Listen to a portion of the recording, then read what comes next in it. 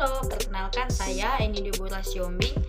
Di sini saya akan menjelaskan mengenai teori belajar kognitif yang diampu oleh Dr. Baginda Sitompul MPDK. Nah, di sini saya akan menjelaskan apakah itu teori belajar kognitif. Menurut Jean Piaget, ia mengatakan bahwa proses belajar itu sebenarnya terdiri dari 3 tahapan.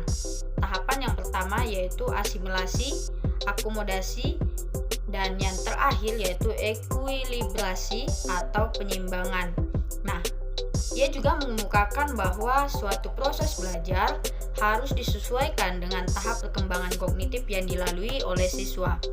Ada 4 tahap atau 4 proses perkembangan pengetahuan seorang anak yang akan terbentuk dan selalu berkembang. Yang pertama yaitu skema atau skemata. Nah, di sini skema ini merupakan suatu struktur kognitif yang dengannya seseorang beradaptasi dan terus mengalami perkembangan mental dan interaksinya dengan lingkungan. Yang kedua yaitu asimilasi. Nah, di sini asimilasi ini merupakan suatu proses kognitif dan penyerapannya pengalaman baru ketika seseorang anak memadukan stimulus atau persepsi ke dalam skema ataupun perilaku yang sudah ada. Nah, yang ketiga yaitu akomodasi. Nah, di sini yang ketiga ini merupakan suatu proses pembentukan skema atau karena konsep awalnya itu sudah tidak cocok lagi. Jadi, akomodasi antara skema yang digunakan dengan lingkungan yang direspon sebagai hasil ketetapan akomodasi. Nah, jadi yang keempat yaitu ekuilibrasi. Nah, di sini ekuilibrasi ini merupakan suatu keseimbangan antara asimilasi dan akomodasi sehingga seseorang dapat menyatukan suatu pengalaman luar dengan struktur yang ada di dalamnya atau bisa disebut dengan skemata. Menurut Piaget ini juga ada 4 tahapan perkembangan kognitif dari siswa yaitu tingkat sensorimotor atau 0 sampai 2 tahun. Yang kedua yaitu tahap pre-operasional atau itu berkisar sekitar umur 2 sampai 7 tahun.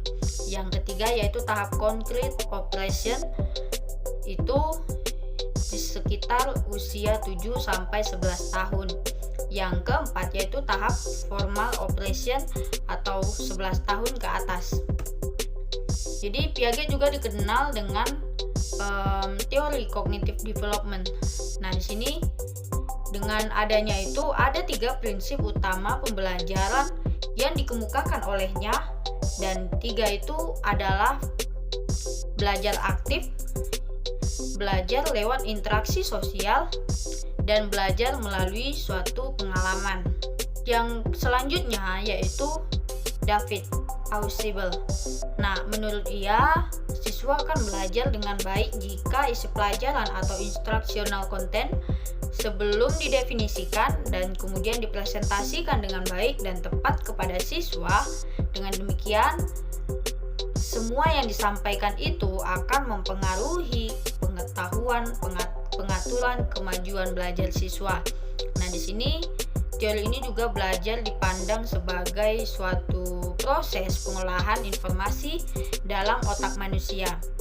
Jadi, dalam pengolahan otak manusia itu sendiri dapat dijelaskan bahwa yang pertama yaitu pengaturan awal atau advanced organizer, yang kedua diferensiasi progresif, yang ketiga yaitu belajar superordinat, yang keempat yaitu belajar sesuai dengan integratifnya.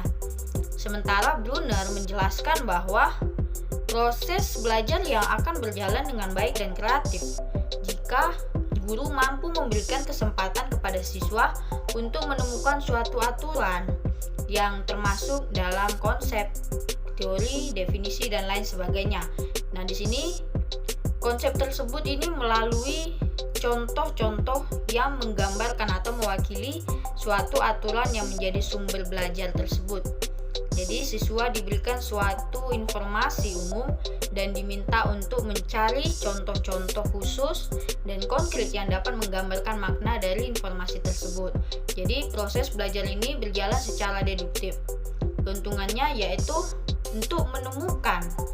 Yang pertama, menimbulkan rasa ingin tahu siswa dan dapat memotivasi untuk menemukan jawabannya.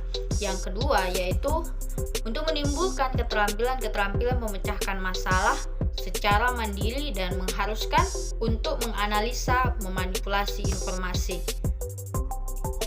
Ada beberapa kelebihan dan kelemahan teori belajar kognitif. Jadi kelebihannya yang pertama yaitu pembelajaran berdasarkan kemampuan struktur kognitif siswa sehingga kemampuannya ini tidak terlalu dipaksakan. Jadi dengan demikian sebagai wujud penghargaan bahwa masing-masing siswa memiliki potensi yang berbeda, jadi sehingga pendekatan dalam pembelajarannya ini pun harus juga berbeda-beda sesuai dengan potensi yang dimiliki oleh siswa tersebut. Yang kedua yaitu pembelajaran berpusat pada siswa, berbeda dengan behavioristik. Behavioristik itu lebih berpusat pada guru. Di sini kognitif lebih berpusat pada siswa yang mengakibatkan dinamisasi kelas yang tinggi sehingga tidak menimbulkan pelajaran yang membosankan. Nah, di balik kelebihan yang sudah saya jelaskan tadi, ada kelemahan dari teori belajar kognitif. Yang pertama yaitu untuk membentuk pendisiplinan yang tidak stabil dari proses stimulus respon yang berakibat pada melemahnya disiplin awal.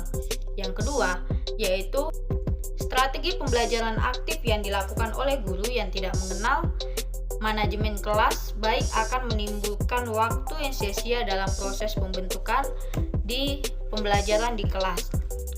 Nah, ada implikasi teori belajar kognitif dalam kegiatan pembelajaran. Implikasi yang pertama yang harus kita lakukan dalam sebagai prinsip-prinsip yaitu peserta didik ini bukan sebagai orang dewasa yang mudah dalam proses berpikirnya, dan so pasti peserta didik juga harus mendapatkan bantuan atau mendapatkan support dari guru. Yang kedua yaitu anak usia pra sekolah dan awal sekolah dasar akan mendapat belajar dengan baik, terutama jika menggunakan benda-benda konkret.